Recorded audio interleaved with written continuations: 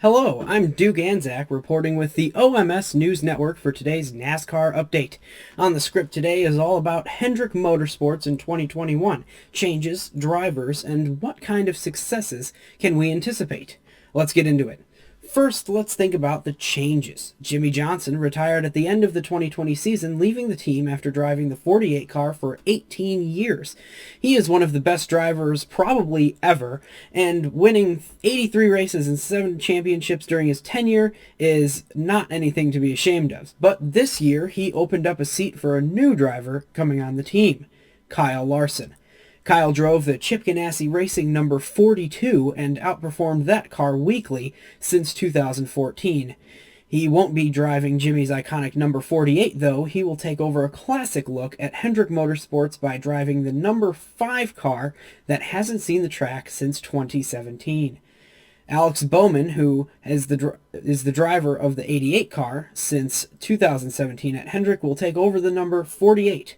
Chase Elliott and William Byron will remain in the 9 and 24 cars that they drove in 2020. Now we'll focus on the drivers individually.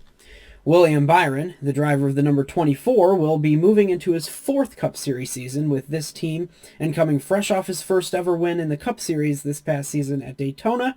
Expect some significant improvements to his statistics next season. He is going to have a breakout year, though, to stay in contract talks, but I believe is capable of just that. Another note on Byron is that his crew chief, Chad Knaus, is retiring, and in 2021, Rudy Fugle will advance from the Truck Series to crew chief the 24 team next season. Rudy is a serious prospect and has shown he can win championships in trucks, and I'm pretty sure he can make some waves in the Cup Series. Alex Bowman is the driver who filled the shoes in the iconic number 88 car that Dale Jr. made famous. They were big shoes to fill for sure, but not big enough shoes for Bowman because he is moving on to fill the shoes of one of the greatest of all time as the successor of Jimmie Johnson in the 48. He is going to stay with his current team but change numbers and stickers, which is a positive for Bowman, who hasn't had much stability and consistency in his career before this. He will maintain the same sponsorship for the entirety of the season, and hopefully the comfort of knowing his future plans can drive his success that he has shown he can achieve. A driver who has made some of the biggest headlines throughout this year, Kyle Larson, the new driver of the number 5 at Hendrick Motorsports. He was unable to race in the 2020 NASCAR season due to controversy and a suspension, but he will be back in better equipment than he has ever had in the Cup Series. And despite not racing in the Cup Series this past season, he was still very active on racetracks around the country. By October, he had raced in 83 different dirt races across 4 different series. He won 42 of those races. That's nearly half of the races he entered, he won. The rest of the races weren't bad either, with 60 top 3s and the rest of them were top 5s.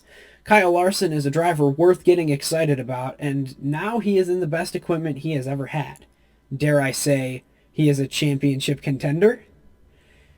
And speaking of championship contenders, Chase Elliott, who is the 2020 NASCAR Cup Series champion, is returning to the number 9 car, hot of his first championship, and continuing the streak that Hendrick Motorsports always has a champion in their lineup. Chase scored 5 wins in 2020 and won the last 2 races in a row to secure the Bill France Cup.